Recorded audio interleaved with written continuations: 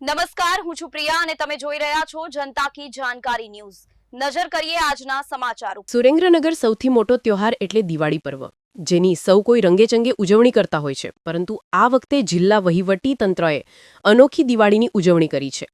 સોમાસર ગામ પાસે આવેલ નિરાધઘરમાં 80થી વધુ નિરાધાર અને મોટી ઉંમરના વૃદ્ધો આશરો લઈ રહ્યા છે। એ તમામ લોકો સાથે દિવાળીની ઉજવણી કલેક્ટર રાજેન્દ્રકુમાર પટેલ અને ડીડીઓ KS યાજ્ઞિકે કરી હતી। સુરેન્દ્રનગરથી મૂડી રોડ પર આવેલ અનુબંધ સંસ્થા એટલે નિરાધઘર, એના સંચાલક નિરૂપાબેન શાહ અને ટ્રસ્ટી પરેશભાઈ ડોડિયા સંભાળી રહ્યા છે। આ સંસ્થામાં ગુજરાત સહિત અન્ય સ્ટેટના લોકો જેનું કોઈ નથી, કોઈ કામથી ગુજરાત આવ્યા અને અકસ્માત થયો, રોજકોટ સિવિલમાં સારવાર લીધી અને એમનો કોઈ ધડી ન થતા આવા લોકોને આશરો આ સંસ્થા આપે છે, જેમાં મંદવૃદ્ધિ, નિરાધાર, બીમાર, રોડે રખડતા હોય એમને આશરો આપ્યો હતો। આવા 80થી વધુ વૃદ્ધો અને માતાઓ આશરો લઈ રહ્યા છે, જેમની સાથે જિલ્લા કલેક્ટર અને ડીડીઓએ દિવાળીની ઉજવણી કરી હતી।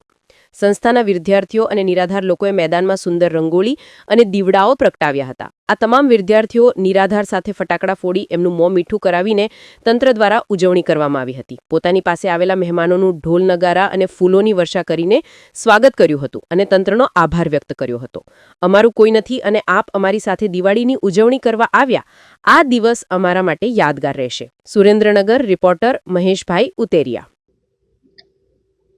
આજે નિરાધઘર સંસ્થામાં અહીં જે નિરાધાર માનવીઓ રહી રહ્યા છે એમની સાથે દિવાળીનું પર્વ ઉજવવાનો મોકો મળ્યો છે, એ બદલ હું મારી જાતને ખરેખર સદભાગ્યપૂર્ણ સમજું છું। અને આ સંસ્થા જે કાર્ય કરી રહી છે એ કાર્યને ખરેખર હું બિરદાવું છું। અને દિવાળીનું આ પર્વ આ નિરાધાર અને જે આવા લોકો છે એમના જીવનમાં ખરેખર આરોગ્ય લાવે અને એમને સુખ શાંતિ મળે એવી હું પ્રભુ પાસે પ્રાર્થના કરું છું। અસ્તુ।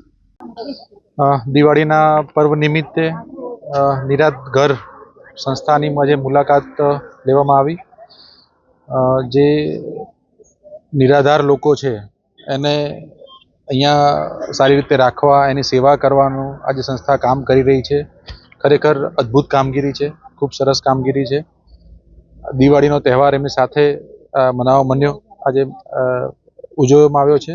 સાથે ડીડીઓ શ્રી પણ સાથે હતા। ખૂબ આત્મીયતાની લાગણી સાથે ખરેખર સંસ્થા અને ખૂબ ખૂબ હું અભિનંદન આપવા માગું છું। અને આ દિવાળીના પર્વ નિમિત્તે અહીંયા જે તમામ સેવા કરતા લોકો અને જે અહીંયા નિરાધાર લોકો રહી રહ્યા છે એમને દિવાળીની શુભેચ્છાઓની સાથે ભગવાન એમને સ્વસ્થ રાખે, તંદુરસ્ત રાખે અને ખુશ રાખે એવી પ્રભુને પ્રાર્થના।